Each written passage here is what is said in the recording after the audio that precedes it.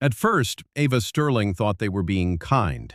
That was the most humiliating part later, that for one brief, foolish second, she had mistaken calculation for warmth. The glass doors of the executive lounge had barely closed behind her when the first congratulation came. A board member smiled.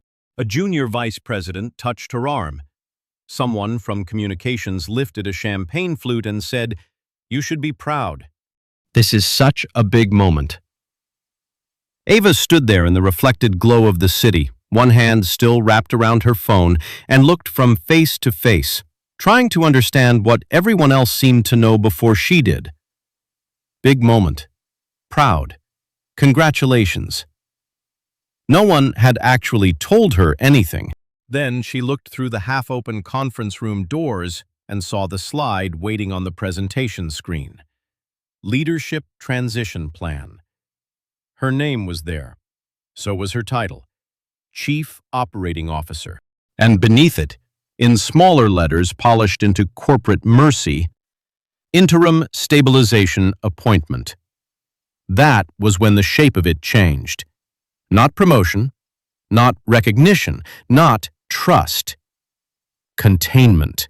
By the end of that week, the men who had arranged her ascent as a shield for their own failures would no longer control the company they thought they were saving. The board would discover that the easiest person to push forward is sometimes the one who understands exactly where the bodies are buried. And Ava, the woman they had spent years praising as brilliant, loyal, unshakable, and essential, would finally stop confusing being chosen with being protected. Before I tell you how a woman spent 12 years quietly holding together a billion-dollar company, only to realize they were preparing to hand her the title just in time for the collapse, stay with me. Because this story is not really about a promotion. It is about the colder, more sophisticated kind of betrayal. The kind that gives you a bigger office while quietly moving the fire toward your door. For most of her career, Ava Sterling had been described in language executive men reserve for women they rely on without wanting to admit how much. Sharp, steady, operationally brilliant, impossible to rattle. The adult in the room. It sounded like respect. Sometimes it even was. But inside Halcyon Dynamics, a Manhattan-based infrastructure and defense tech firm that had spent the past decade growing too fast on the strength of government relationships, investor confidence, and carefully managed myth, those compliments carried another meaning too. She cleans up the damage, and she does it without making powerful men feel small. Ava had not built the company from nothing, but she had built the part that kept it from devouring itself. She was the one who understood timelines well enough to hear dishonesty in optimism, the one who could read a contract and tell exactly where charm had been substituted for compliance. The one who could sit through 3 hours of executive nonsense and emerge with the 2 sentences that actually mattered. When Halcyon's Europe expansion nearly collapsed under procurement errors, Ava saved it. When a Pentagon-adjacent pilot contract began slipping toward internal review, Ava rebuilt the reporting chain before regulators noticed the pattern. When a founder-level feud threatened to split the board, Ava drafted the internal control sequence that made peace look inevitable long after the men in the room had stopped deserving that illusion.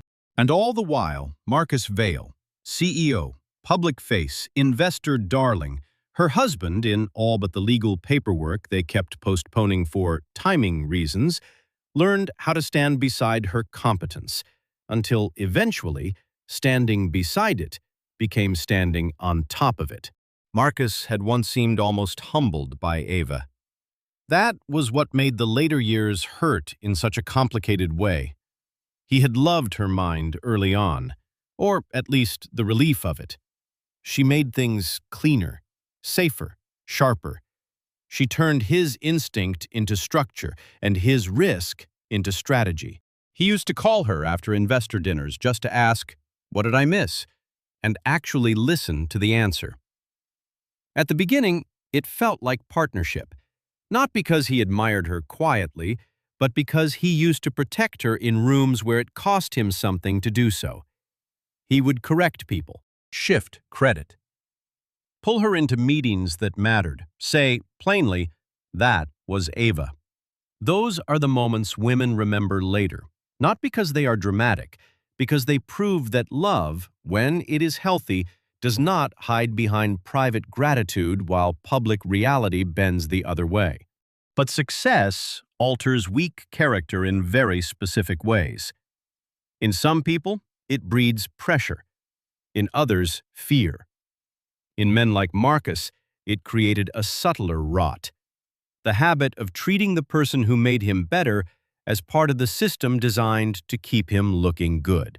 He did not wake up one morning and decide to use Ava. It happened the slower way. A forecast she wrote became a strategy he landed in the boardroom. A regulator she calmed became proof of his leadership under fire. A restructuring plan she architected became evidence of his instinct for timing. And every time the company survived one more thing that should have embarrassed people at his level, Marcus looked a little more inevitable to the outside world and a little less honest inside the private life he shared with her. Ava noticed all of it. Of course she did. She noticed everything. That was both her gift and her tragedy. Still, she stayed longer than she should have inside the story, because the injuries were never dramatic enough on their own to justify blowing up a life. That is the problem with elegant betrayal. It arrives in pieces small enough to excuse until one day you realize your whole existence has been reorganized around absorbing them gracefully. The company's chairman, Richard Vail, Marcus's father and the founding generation's most polished liar, liked Ava in the way old empire builders like competent women, whose intelligence can be routed into preserving family myth. He called her extraordinary, remarkable, the company's moral center. Then, in the same breath, he would define her role in ways that kept the architecture of male authorship undisturbed. Ava is what gives Halcyon discipline, he once told a defense investor over lunch.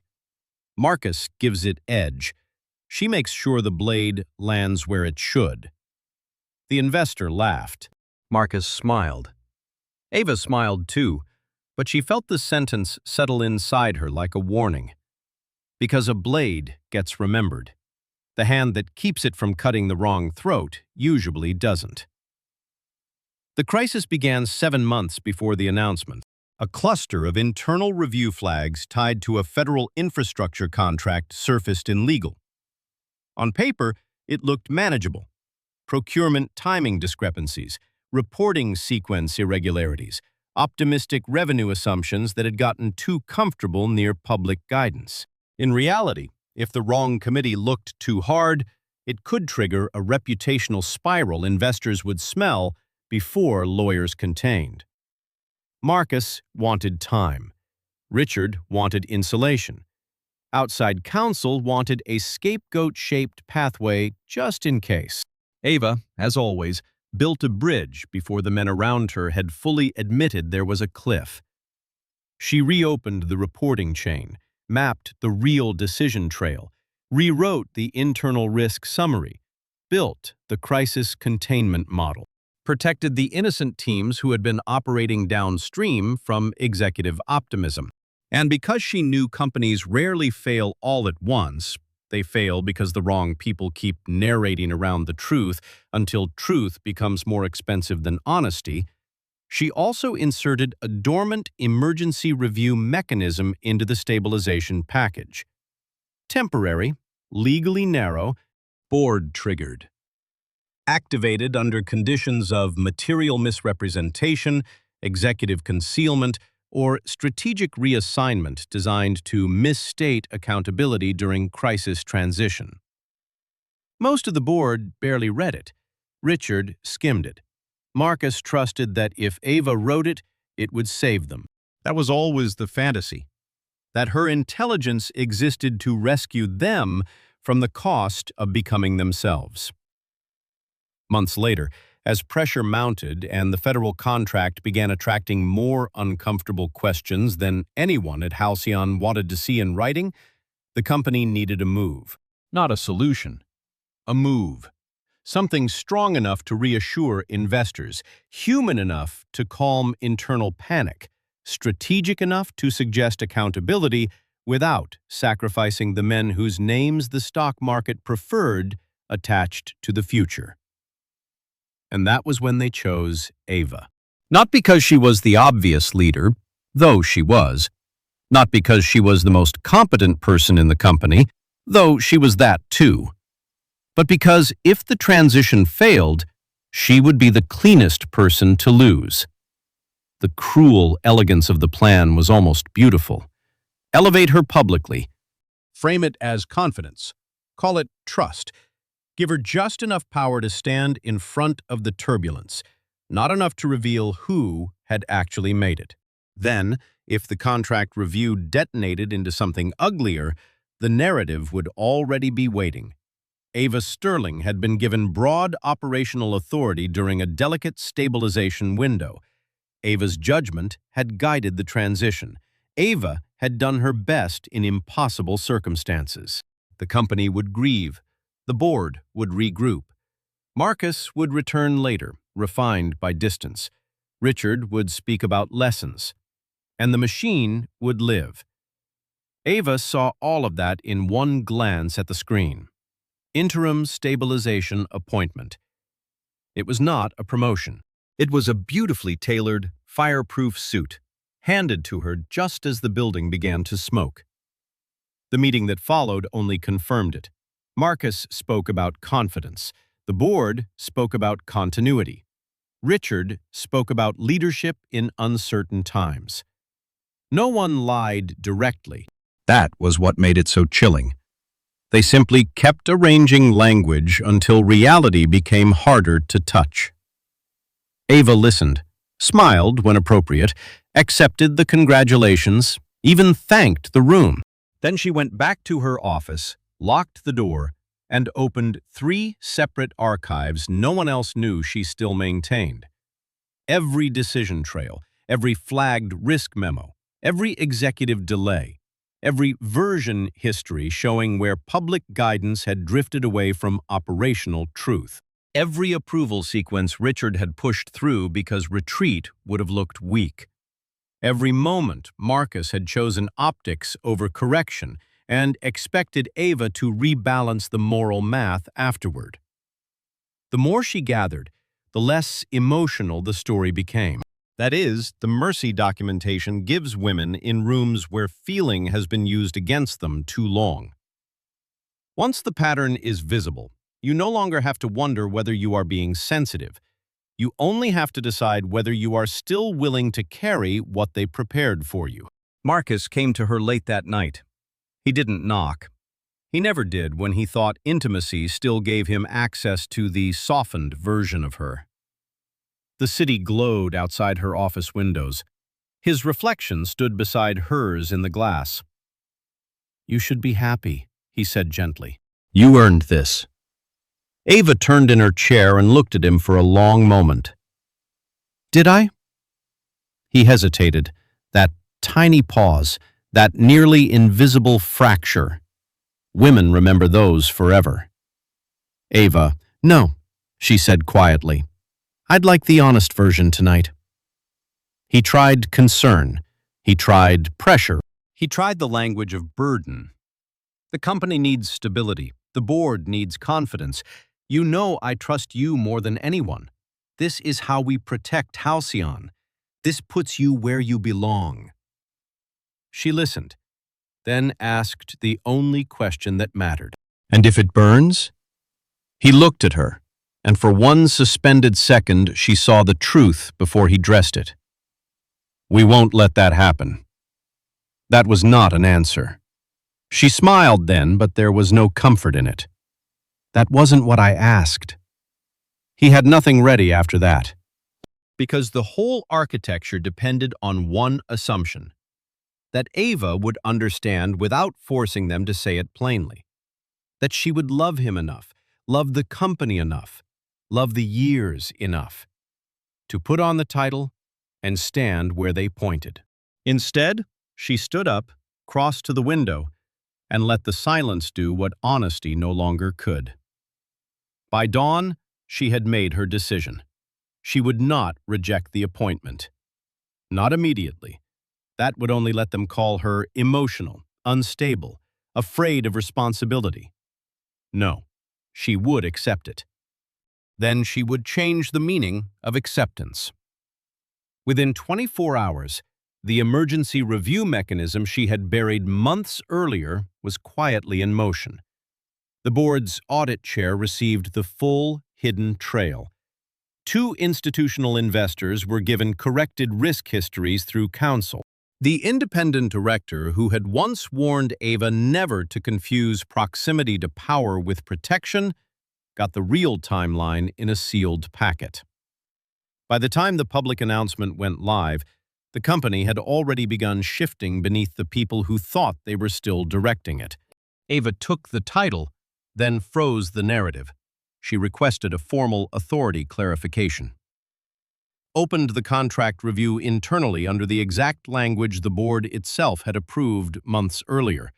Demanded written accountability mapping before accepting final operational transfer. And once the documentation entered the record, the room changed. Fast. Richard lost control first. That happens often with old men who mistake inheritance for invulnerability. Marcus lost the press line next. Then 2 outside directors broke. Then counsel stopped speaking in hypotheticals and started speaking in exposure. The emergency board session 3 days later was not loud. It was worse. Calm. Cold. Expensive. The kind of room where careers end in full sentences and no one ever raises their voice enough to look frightened. Ava sat at one end of the table with the record in front of her. Not revenge. Record. She laid out the hidden review flags, the delayed disclosures, the strategic misstatements, the reassignment plan that would have elevated her publicly while isolating operational blame just in time for the inevitable fallout. She showed them the architecture of the trap, and because she had designed the mechanism they all ignored when signing it, she also controlled the one thing no one in that room expected her to hold: the lawful path that turned their transition into a full accountability review. By the end of the meeting, the public appointment was suspended. Richard's discretionary authority was frozen. Marcus was removed from investor-facing representation pending investigation.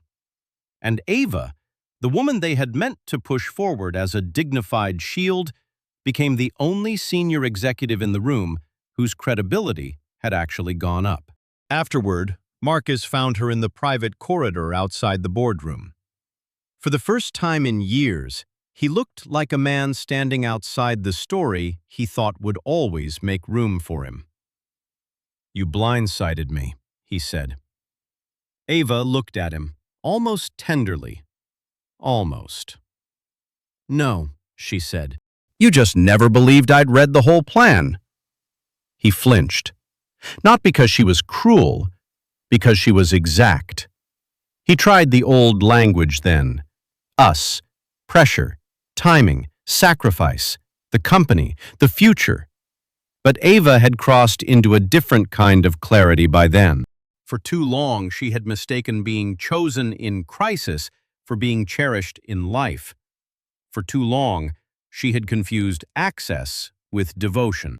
For too long, she had believed that if a man needed her deeply enough, he would eventually learn to honor the depth instead of simply building his survival around it. He hadn't, and that was the real heartbreak. Not that Halcyon used her, that she had almost called his version of that love. The company survived. In some ways, it became cleaner for having been forced to tell the truth. Investors stayed. The contract review narrowed. The innocent teams were protected. The board, stripped at last of some of its favorite illusions, was forced to confront what had actually been holding the company upright. Richard kept his last name and lost his certainty. Marcus kept his polish and lost the structure that had once made his leadership seem inevitable. And Ava? Ava changed in the only way that mattered. She did not become colder. She became clearer. She stopped confusing elevation with safety, stopped believing dignity arrives because the room finally applauds, stopped helping powerful people disguise survival strategies as trust. And maybe that is the part worth remembering. Some people do not betray you by pushing you down. They betray you by lifting you just high enough that your fall will protect them when the glass starts breaking. If this story stayed with you, leave a like, subscribe, and tell me in the comments, what hurts more in the end? Being denied the role you deserved, or realizing the role you were given was never meant to save you? I'll see you in the next story.